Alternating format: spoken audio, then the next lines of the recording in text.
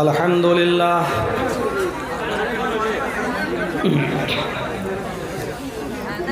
الحمد لله نحمده ونستعينه ونستغفره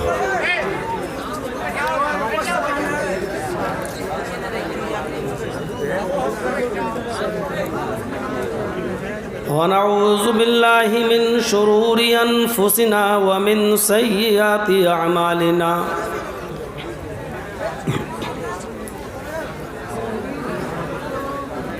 من يهده الله فلا مضل له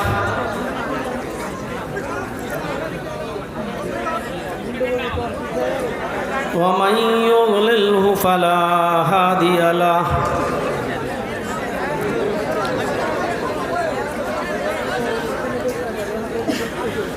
وأشهد أن لا إله إلا الله وحده لا شريك له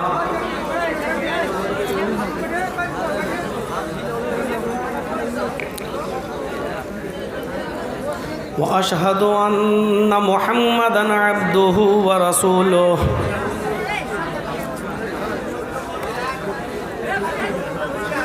أما بعد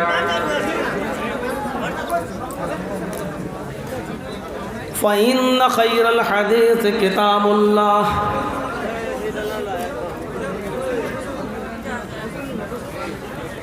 وخير الهدي هدي محمد صلى الله عليه وسلم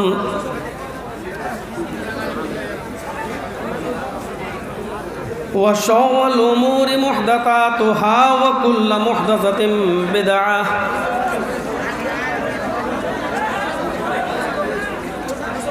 وكل بدعة ضلالة وكل ضلالة في النار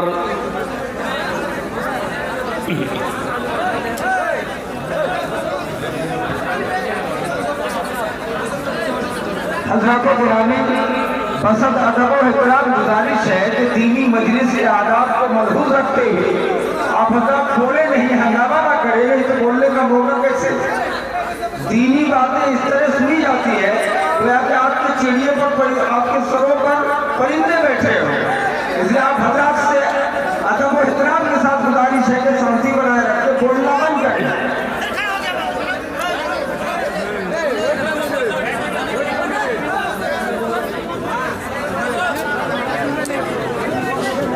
أعوذ بالله من الشيطان الرجيم بسم الله الرحمن الرحيم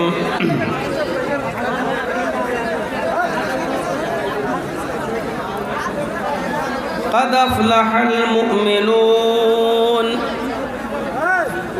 الذين هم في صلاتهم خاشعون والذين هم عن اللغو معرضون والذين هم للزكاة فاعلون والذين هم لفروجهم حافظون إلا على أزواجهم أو ما ملكت أيمانهم فإنهم غير ملومين فمن ابتغى وراء ذلك فأولئك هم العادون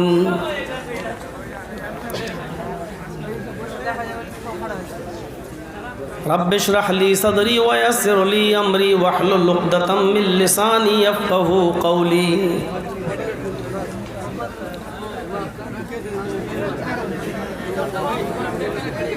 اس عظیم الشان اجلاس کے صدر محترم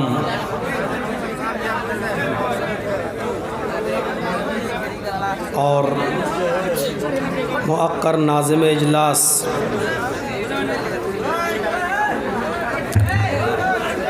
اور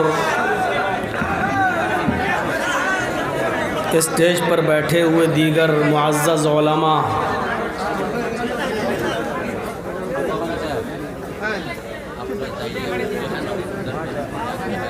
اور معزز سامعین حضرات، پردہ نشین اسلامی خواتین، پیاری ماں اور بہنوں، قوموں، ملت کے لائق بر نوجوانوں، مستقبل کے ہونہار عزیز بچوں، رات کے 1 بجے تک آپ نے مختلف علماء کرام سے ان کے مختلف عناوین پر مختلف لب و لہجے میں آپ نے بہت سی باتوں کو سنا ہے، اور رات کے 1 بجے تک بڑے ہی صبر اور تحمل کا مظاہرہ کیا ہے۔ جس طرح آپ رات کے 1 بجے تک صبر و سکون کے ساتھ بیٹھے تھے، میری گزارش ہے آپ سے کہ تھوڑی دیر کے لیے آپ مجھے بھی برداشت کر لیں، صبر و سکون کا مظاہرہ کریں، میری آواز آپ تک پہنچے گی۔ کم سے کم یہ سوچ لیں کہ یہ اجلاس ہے اور کسی قوال کا قوالی نہیں ہے، اور اس اجلاس کے اندر اسٹیج پر جتنے علماء بلائے گئے ہیں یہ ڈانس دکھانے نہیں آئے ہیں، گانا گانے نہیں آئے ہیں، یہ آپ کو کتاب و سنت کی باتیں بتانے کے لیے آئے ہیں۔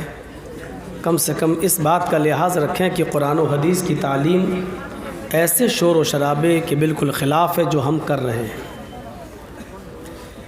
جو لوگ کھڑے ہیں ان سے گزارش ہے کہ بیٹھ جائیں تاکہ ان کے پیچھے جو لوگ بیٹھے ہوئے ہیں ان کو بھی دقت نہ ہو۔ قرآن کریم اگر ہم پڑھیں اور حدیث کا اگر عمیق نظروں سے مطالعہ کریں تو پوری زندگی آپ پورے قرآن و حدیث کے اندر آداب ہی آداب آپ کو سکھلائے جائیں گے۔ کھانے کے آداب کیا ہیں، پینے کے آداب کیا ہیں، چلنے کے آداب کیا ہیں، بیٹھنے کے آداب کیا ہیں، شادی اور بیاہ کے آداب کیا ہیں، نماز پڑھنے کے آداب کیا ہیں، ملاقات کرنے کے آداب کیا ہیں، ایک دوسرے سے جب آپ ملیں تو کیا ادب ہونا چاہیے، اسی طریقے سے جلسے کے آداب کیا ہیں، اور سننے کے آداب کیا ہیں، سنانے کے آداب کیا ہیں۔ پوری اللہ کی کتاب قرآن کریم اور نبی اکرم کے پورے فرمان اس سے بھرے پڑے ہیں۔ میں سمجھتا ہوں کہ اس ٹاپک پر بولنے کی ہمیں ضرورت نہیں۔ ہم اور آپ مسلمان ہیں، کوشش کریں کہ ہم ایک اچھے مومن بن کر، ایک اچھے مسلمان بن کر لوگوں کے سامنے اپنے آپ کو پیش کریں۔ گورنمنٹ کی ووٹر لسٹ میں آپ مسلمان ہیں، اس میں کوئی شک نہیں ہے۔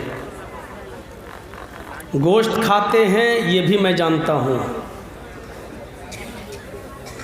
لیکن قرآن و حدیث ہمیں کیسا مسلمان چاہتی ہے، اور ایک مومن کے اوصاف، ایک مومن کی صفت، ایک مسلمان کی کیفیت کیا ہونی چاہیے، یہ اپنے اندر پیدا کرنے کی ضرورت ہے۔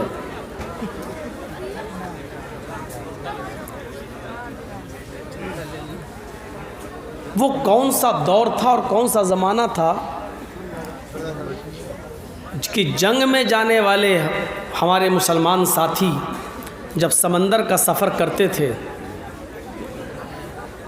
اور کسی ایک مسلمان کا مٹی کا پیالہ جس میں وہ کھانا کھاتا تھا وہ دھوکے سے سمندر میں گر جاتا ہے اور یہ چیختا ہے کہ میرا پیالہ، اور سارے مسلمان اپنی کشتی سے جمپ لگا دیا کرتے تھے اس ایک مسلمان آدمی کے مٹی کے پیالے کو ڈھونڈنے کے لیے سمندر میں غوطہ لگا دیا کرتے تھے، اور وہ پیالہ ڈھونڈ کر نکال کر لاتے تھے اور تیرتے ہوئے پھر کشتی میں بیٹھ جاتے تھے۔ اور اس چیز کو دیکھ کر دشمن قوم، دشمنوں کی فوج یہ سوچنے پر مجبور ہو جاتی تھی کہ یہ وہ مسلمان ہیں جو مٹی کا ایک پیالہ اپنے بھائی کا سمندر میں بیکار نہیں جانے دیتے۔ اگر میں نے ان کی یونٹی میں، ان کے اتفاق میں، اتحاد میں اگر ہم نے کچھ کمی کر دی اور کسی ایک مسلمان کو اگر ہم نے مار دیا، قتل کر دیا، تو یہ میرا کیا حال کریں گے؟ مٹی کا پیالہ زمین پر سمندر میں نہیں گرنے دیتے تھے، اور گر گیا تو سب ٹوٹ جاتے، پڑتے تھے کہ اس کو ہم ڈھونڈ لیں۔ ہم ایک دوسرے کو سننے کے لیے جگہ نہیں دے رہے ہیں، جبکہ آپ بھی سننے آئے ہیں، اور جو جس کو آپ بیٹھنے نہیں دے رہے ہیں وہ بھی وہی سننے آیا ہے جو آپ سننے آئے ہیں۔ فرق اتنا ہے کہ جو سننا چاہتا وہ تو خاموشی کے ساتھ بیٹھا ہے، اور جو سننا نہیں چاہتا وہ اپنے موبائلوں میں مولانا جرجیز کو قید کرنا چاہتا، بس کہ ہم اپنے دوستوں کو دکھا سکتے ہیں کہ دیکھو ہم ان کے جلسے میں گئے تھے۔ یہ چینل ہیں، آپ تک پہنچ جائے گی ساری باتیں۔ آپ ویڈیو نہیں بھی بنائیں گے تو میرے اترنے کے بعد صبح فجر سے پہلے یہ تقریر یوٹیوب پر آ جاتی ہے۔ کل میں سپول میں بول کے آیا ہوں، صبح فجر سے پہلے وہ یوٹیوب پر آ گئی۔ آپ کے موبائلوں میں میں قید ہو جاؤں یہ ضروری نہیں ہے۔ خاموشی کے ساتھ سنیے، اللہ تعالی ہمیں سننے کی توفیق عطا فرمائے، اور سننے سے زیادہ کہنے والوں کو بھی اور سننے والوں کو بھی سب کو عمل کی توفیق عطا فرمائے۔ پکے سچے مومن بنیے، اور مومن کے اوصاف کیا ہیں وہ سنیے۔ ایک ہوتا ہے مسلمان ہو جانا اور مسلمان کہلانا۔ ہم کہلانے کے طور پہ مسلمان ہیں۔ کون ہے مسلمان؟ آپ کا مذہب کیا ہے؟ اسلام۔ نبی کون ہے؟ محمد صلی اللہ علیہ وسلم۔ سب قرآن، کتاب کون ہے؟ قرآن، سب ہم مانتے ہیں۔ سوال یہ ہے کیا ہم مسلمان ہو کر کامیاب ہیں یا نہیں؟ کامیاب مسلمان ہم کیسے بنیں، اور اپنی زندگی کو ہم کامیاب کیسے بنائیں؟ قرآن کریم ایک نسخہ بتاتا ہے ہماری زندگی کو کامیاب بنانے کا۔ سنیے، قد افلح المومنون، وہ مومن کامیاب ہو گئے۔ کون؟ وہ مومن۔ اب مومن کس کو کہتے ہیں؟ ہم اور آپ بھی ہیں، لیکن کامیاب ہے یا نہیں اس پر نظر ڈالیں۔ اگر یہ اوصاف جو آگے قرآن نے بیان کیے ہیں وہ ہمارے اندر پائے جاتے ہیں تو ہم کامیاب ہیں، اور نہیں ہیں تو پھر اپنی قسمت کو روئیے اور یہاں سے فیصلہ کر کے اٹھیے کہ ہم مسلمان تو ہیں لیکن کامیاب مومن نہیں۔ قد افلح المومنون، وہ مومن کامیاب ہو گئے۔ الذین هم فی صلاتہم خاشعون، پہلی صفت ان کے اندر یہ ہونی چاہیے کہ وہ اپنی نمازوں کے اندر خشوع اور خضوع پیدا کرتے ہیں۔ جو اپنی نمازوں میں خشوع اور خضوع برتتے ہیں، جو اپنی نمازوں میں خشوع اور خضوع کے ساتھ نماز کی ادائیگی کرتے ہیں، یا نماز پڑھنے کا معاملہ ہی نہیں ہے، نماز جو پڑھتا نہیں ہے وہ مسلمان ہے یا نہیں وہ ایک الگ بحث ہے۔ یہاں نماز پڑھنے والوں سے کہا جا رہا ہے جو اپنی نماز میں خشوع اور خضوع برتتے ہیں، خشوع اور خضوع کے ساتھ نماز پڑھتے ہیں۔ ہماری نمازوں کا حال کیا ہے وہ ہمیں معلوم ہے۔ آپ الاصابہ فی تمیز الصحابہ، حافظ احمد ابن حجر العسقلانی رحمۃ اللہ علیہ کی مایہ ناز تصنیف ہے، اس کتاب کو پڑھیں گے تو آپ کو بہت سے ایسے واقعات ملیں گے کہ صحابہ کرام اور ان کے بعد تابعین اور تبع تابعین کی زندگیوں میں ایسا خشوع اور خضوع تھا ان کی نمازوں میں کہ ایک تابعی کا واقعہ نقل کرتے ہیں حافظ احمد ابن حجر العسقلانی رحمۃ اللہ علیہ کہ طبیبوں نے، ڈاکٹروں نے یہ گھوشت کر دیا، یہ کلیئر کر دیا کہ آپ کا پیر خراب ہو چکا ہے اور آپ کا پیر کاٹا جائے گا۔ تو انہوں نے کہا کہ اچھا، لیکن اس زمانے میں سن کر کے آج کل آپریشن ہوتا ہے نا، اس زمانے میں سن کرنے والی کوئی چیز نہیں تھی کہ اس کو سنگھا دیا جائے اور سن کر دیا جائے اور پیر کاٹ دیا جائے، محذر اشیاء نہیں تھی۔ سن کیسے کیا جائے؟ ایسے ہی آپ کا پیر کاٹا جائے گا، سمجھ لو کہ درد بہت ہوگا۔ تو یہ بزرگ تابعی کیا کہتے ہیں طبیب سے، حکیم سے، جراح سے کہ ٹھیک ہے، میں کرسی پر، اس زمانے میں کوئی اونچی اسٹول ٹائپ کی کوئی چیز لکڑی کی بنا دی گئی، میں اس پر بیٹھ جاؤں گا، کھڑے ہو کر نماز پڑھنے کی طاقت نہیں ہے میرے اندر، میں بیٹھ جاؤں گا، اور جیسے ہی میں اللہ اکبر کہہ کر نیت باندھ لوں، تم اپنا آپریشن شروع کر دینا اور میرا پیر کاٹ دینا۔ اس لیے کہ نماز کی حالت میں اللہ کی عبادت میں اتنا منہمک ہو جاتا ہوں کہ دنیا و ما فیہا سے میں غافل ہو جاتا ہوں، مجھے دنیا و ما فیہا کا پھر احساس نہیں ہوتا۔ اس لیے نماز کی حالت میں اگر تم میرا پیر کاٹو گے تو مجھے تکلیف نہیں ہوگی۔ حافظ احمد ابن حجر الاسقلانی جیسی شخصیت اس واقعے کو نقل کر رہی ہے الاصابہ میں۔ اب آپ اندازہ لگا سکتے ہیں کہ ان کی نمازیں کیسی تھیں، اور ایک ہماری نمازیں، اللہ اکبر۔ امام صاحب نے تھوڑا سا اگر الف لام میم کا رکوع شروع کر دیا، پتہ نہیں کہ 2.5 پارے کے پورا رکوع نہ پڑھنے لگے، داڑھی بھی کھجانے لگتے ہیں، اور دوسری رکعت میں گھڑی پہ بھی نظر پڑ جاتی ہے، کتنی ایسے بھی ہو جاتا ہے۔ بہت سے لوگوں کو آپ دیکھیں گے نماز کی حالت میں، دیکھیے گا، اور تھوڑا سا اگر مچھر بھی بیٹھ کے کاٹ لیتے ہیں، ہماری نمازوں کا یہ حال ہے۔ یہ موجودہ دور کی حالت بتا رہا ہوں میں، ہماری نمازیں آج کل ایسی ہی ہیں۔ پھر موازنہ کیجیے آپ، ان کا پیر کاٹ دیا گیا اور اس آدمی نے نماز کی حالت میں آہ بھی نہیں کیا، منہ سے آہ بھی نہیں نکالا، پیر کٹ گیا اور یہ اپنی نماز میں مصروف رہے، اشارے سے رکوع ہوتا رہا اور سجدہ ہوتا رہا۔ تو مومن، کامیاب مومن بنیے، اور کامیاب مومن کی پہلی صفت کیا بتائی جا رہی ہے؟ الذین هم فی صلاتهم خاشعون، جو اپنی نمازوں میں خشوع اور خضوع برتتے ہیں۔ نمازیں جو نہیں پڑھتے ہیں وہ ایک الگ میٹر ہے، ان کو مسلمان مانا بھی جائے یا نہیں مانا جائے، پھر اس میں بھی علماء کا ایک بہت زبردست اختلاف ہے، لیکن مجھے وہ مسئلہ معلوم ہے کہ کسی نے عبداللہ ابن باز رحمۃ اللہ علیہ سے پوچھا، سعودیہ کے سب سے بڑے مفتی سے پوچھا، ایک عورت نے، کہ میرا شوہر نماز کا عادی نہیں ہے، میں بہت سمجھا چکی ہوں لیکن وہ نماز نہیں پڑھتا، تو ایسی صورت میں اس سے کیا طلاق کا مطالبہ کروں؟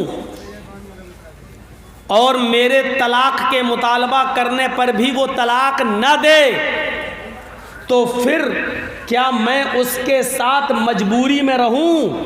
تو اس کا جواب، عبداللہ ابن باز سعودیہ کے سب سے بڑے مفتی تھے، انہوں نے اس کا جواب یہ دیا کہ میری بہن، تمہاری سچویشن تو بہت ہی خراب ہے،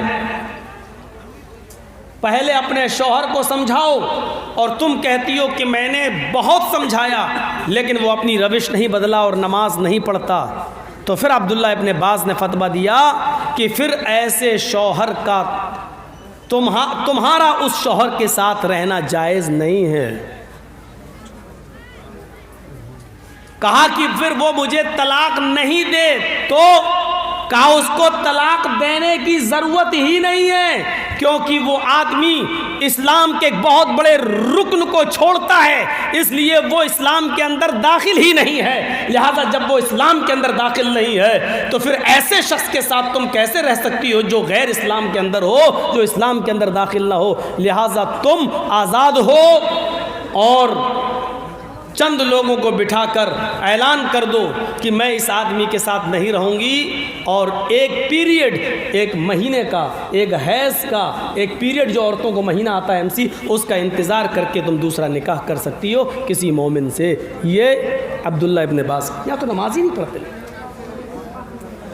میں یہاں ان کی بات نہیں کر رہا ہوں جو نماز نہیں پڑھتے، جو پڑھتے ہیں ان کے لیے الذین هم فی صلاۃ، پھر وہ بھی نماز نہیں، اللہ اکبر اللہ اکبر سمع اللہ لمن حمدہ اللہ اکبر، وہ کوے کی چونچیں جو ماری جاتی ہیں وہ اس کا بھی ذکر میں نہیں کر رہا ہوں۔ خشوع اور خضوع، خشوع اور خضوع،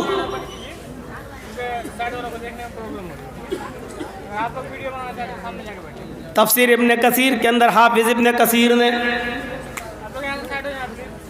نقل کیا ہے کہ صحابہ کرام جب نمازیں پڑھا کرتے تھے تو ان کی نمازوں میں ایسا خشوع اور خضوع ہوتا تھا کہ پرندے جو اڑا کرتے تھے ان کو کھڑا ہوا دیکھتے تھے تو ان پرندوں کو یہ محسوس ہوتا تھا کہ کوئی سوکھا درخت کھڑا ہے، اور وہ پرندے ان کے سروں پر آ کر سوکھا ہوا درخت سمجھ کر ان کے سروں پر آ کر بیٹھ جایا کرتے تھے، بالکل ہلنا ڈلنا نہیں، بالکل نہیں، سجدے کی جگہ پر نظر۔ عبد الرحمن ابن مہدی ایک جلیل القدر محدث گزرے ہیں، کوفہ یا بصرہ کے رہنے والے تھے۔ اتفاق سے ان کو مدینہ میں سفر کی ضرورت پیش آئی، یہ مدینہ میں انٹری کرتے ہیں۔ عبد الرحمن ابن مہدی مدینہ کے اندر انٹری کرتے ہیں اور اسی مسجد کے اندر نماز پڑھنے چلے جاتے ہیں جس مسجد کے اندر امام مالک رحمۃ اللہ علیہ نماز پڑھایا کرتے تھے۔ نماز کا وقت ہو گیا، امام مالک نماز پڑھانے کے لیے کھڑے ہو گئے۔ عبد الرحمن ابن مہدی کے کاندھے کے اوپر ایک چادر تھی، ہوتا نا ہم لوگ بھی سفر کر رہے ہیں تو گمچھا ڈال دیا اپنے سر پہ، نکل گئے، پسینہ نکلا پوچھ لیا، پھر کندھے پہ گمچھا ڈال لیا۔ عبد الرحمن ابن مہدی کے کاندھے پر ایسی گمچھے ٹائپ کی چادر تھی، انہوں نے نماز شروع کرنے سے پہلے وہ چادر اتاری اور انہوں نے اپنے سامنے رکھ دی۔ جیسے ہم لوگ نماز پڑھتے تو چشمہ اتارا اور چشمے کے ڈبی میں رکھا اور آگے رکھ دیا، یا کوئی رومال منہ پوچھا اور آگے ڈال دیا، اللہ اکبر، کھڑے ہو گئے۔ ایسے ہی عبد الرحمن ابن مہدی نے اپنے کاندھے سے چادر اتاری اور وہاں پر اپنے سامنے رکھ دیا۔ مدینے کے اندر یہ ایک نئی چیز، نیا کام ہو گیا۔ امام مالک نے اللہ اکبر کہہ کر نماز پڑھانا شروع کر دیا، لیکن لوگ عبد الرحمن ابن مہدی کو دیکھ رہے ہیں کہ انہوں نے کیا کیا۔ اپنے کاندھے سے چادر اتاری اور صف میں اپنے سامنے انہوں نے چادر کو رکھ دیا۔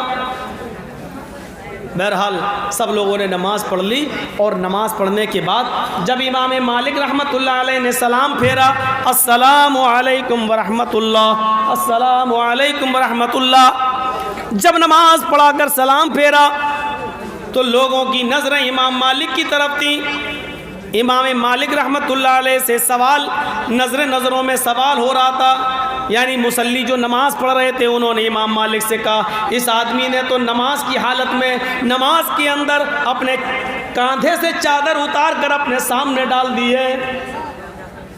امام مالک رحمۃ اللہ علیہ نے اس آدمی کو، جانتے نہیں تھے کہ یہ محدث جلیل ہے عبد الرحمن ابن مہدی، بہت بڑے محدث، حدیث کے جانکار، لیکن اپنی پولیس کو جو مدینے کے اندر جو نگرانی کرتے تھے اس پولیس والوں کو بلایا اور عبد الرحمن ابن مہدی کے بارے میں حکم دیا، اس آدمی نے جو چادر سامنے ڈال دی ہے نماز پڑھنے کے دوران، اس آدمی کو پکڑو اور قید خانے کے اندر ڈال دو۔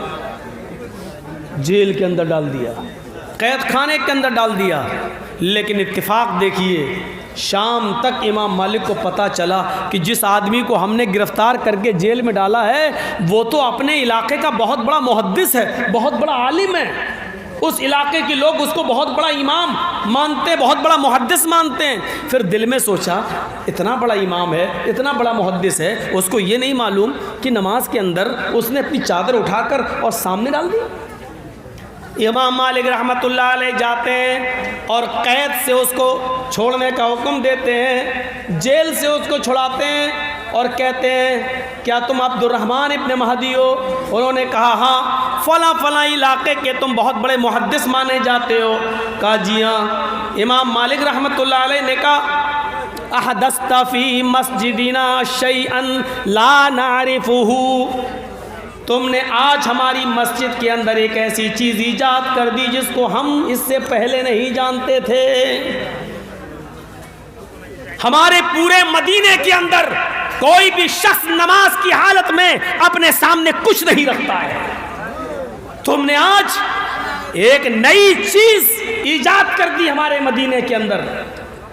वशगलतल मुसल्लीन बिन नज़री इलैहि, और तुमने नमाज पढ़ने वालों की नज़रों को अपनी तरफ माइल कर दिया। सारे नमाजी तुम्हारी चादर को देखने लगे, उनकी नमाजों में डिस्टर्ब हो गया। आइंदा ख्याल रखना, नमाज पढ़ने के लिए जब यहाँ आओ तो कोई भी चीज़ तुम अपने आगे नहीं रखोगे। इससे पता चलता है कि उनकी नमाज़ें कितनी खुशू और खुजू वाली होती थी। नमाज पढ़ रहे हैं, हमारे यहाँ तो रुमाल निकाला, फिर रख लिया, नमाज पढ़ रहे हैं, खुजाते जा रहे हैं, दाढ़ी पकड़ते जा रहे हैं, घड़ी भी देखते जा रहे हैं, सब कुछ। और कभी कभी तो ऐसे भी हो जाती नजरें, पूरा ऐसा नहीं, बगल वाले को देख लिया जाता है कि क्या कर रहा है। एक एक चीज़ पर अगर इतना लंबा बोलूँगा तो बात लंबी हो जाएगी। तो मुसलमान मोमिन, कामयाब मुसलमान की, कामयाब मोमिन की पहली पहचान क्या है, पहली सिफत क्या है कि वो पाँचों वक्त की नमाज के साथ साथ नमाज में खुशू और खुजू, इधर उधर की बातें नहीं। वरना शायद हमने यहाँ सुनाया था कि नहीं कहीं और सुनाया था, याद नहीं। एक इमाम साहब नमाज पढ़ रहे थे और नमाज पढ़ाने के बाद जब सलाम फेरा तो एक आदमी खड़ा होकर कहने लगा, मौलाना साहब आज आपने 3 ही रकात पढ़ाई है। इमाम साहब कहते हैं 3 पढ़ाई है? हो सकता भूल चूक हो गई हो। सारे नमाजियों से पूछा, क्या ये सही बोल रहा है? सारे नमाजी जितने लोग मस्जिद में थे कहने लगे, नहीं नहीं आपने 4 पढ़ाई है। इमाम साहब बड़े दुविधा में पड़ गए, अकेला ये कह रहा 3 पढ़ाई, सब कह रहे 4 पढ़ाई, तो मैं एक की मानूं या 4 या सबकी मानूं? पूछा, भाई ये सब कह रहे हैं कि 4 पढ़ाई, तू अकेला कह रहा 3 पढ़ाई, मैं तेरी मानूं या इनकी? वो कहता मेरी। कहा क्यों? कहा मैं गारंटी के साथ कहता हूं कि आपने 3 पढ़ाई। सारे लोग कहते नहीं नहीं ये झूठ बोल रहा, 4 पढ़ाई आपने।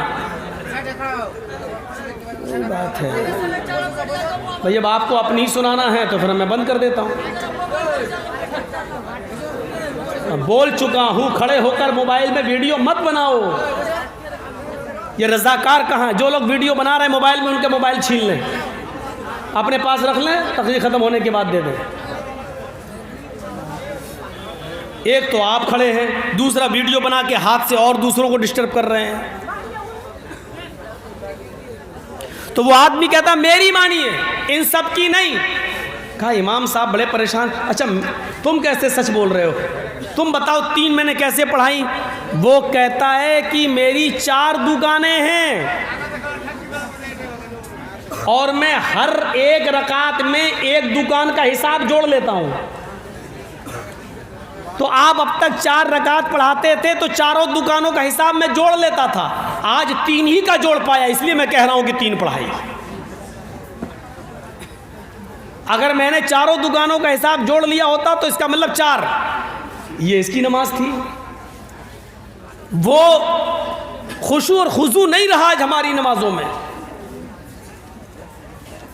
अल्लाह, भूली हुई चीज़ें 2 ही जगह याद आती हैं।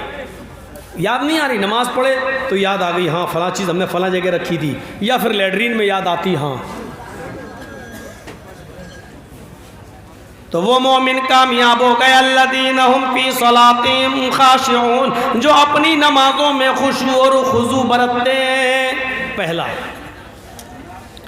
والذین ہم عن اللغو معرضون، اور وہ مومن بھی کامیاب ہو گئے جو لغویات سے، جو غلط کاموں سے، ہر لغو کام سے اعراض کرتے ہیں، دور رہتے ہیں، فضول کاموں سے، لغویات سے دور رہتے ہیں۔ لغو کاموں میں سب چیزیں شامل ہیں، جوا، شراب، سٹا، کیرم بورڈ، چوسر، جھوٹ، غیبت، چغلی، حسد، کینہ، بغض، عناد، ایک دوسرے کے خلاف شڑینتر رچنا، یہ ساری چیزیں لغویات کے اندر آتی ہیں، لغو کے اندر آتی ہیں۔ جو لغویات سے دور رہتے ہیں، جو فضول کاموں سے بچتے رہتے ہیں۔ لغو کاموں میں ایک کام یہ بھی آتا ہے، چائے کی ہوٹل میں بیٹھے ہو، کسی مولانا صاحب کو دیکھا جا رہے ہیں، اے مولانا صاحب، ہاں ادھر آنا، ادھر آنا، ایسا لگتا ہے جیسے ان کے باپ کا نوکر ہو، ادھر آؤ، ہاں، ارے وہ مولانا صاحب ایک مسئلہ بتا دو، ابھی تک مسئلہ نہیں معلوم تھا، نہ پوچھنا تھا، نہ اس کی فکر تھی، مولانا صاحب کو دیکھا مسئلہ یاد آ گیا، ادھر آئیے مولانا، ہاں کیا، تو ایک مسئلہ بتا دو، ہاں کیا۔ مولانا صاحب بھی بیچارے ملازم آدمی ہیں، مسجد میں 5-6 ہزار روپے میں امامت کرتے ہیں، زیادہ کچھ کہہ نہیں سکتے ہیں، زیادہ کہیں گے وہ مولانا کو بڑا گھمنڈ آ گیا ہے۔ ایسی جگہ پر مولانا کو مسئلہ بتانے کا کوئی حق نہیں ہے، ان کو چاہیے کہ اس آدمی کو فوراً جواب دے دو، آپ کو مسئلہ پوچھنا ہے تو یا تو آپ میرے گھر آئیے، یا پھر جب میں مسجد میں نماز پڑھنے جاؤں تو نماز پڑھیے اور وہاں مسجد میں آ کر ہم سے مسئلہ پوچھیے۔ دیکھ لیا تو مسئلہ یاد آ گیا۔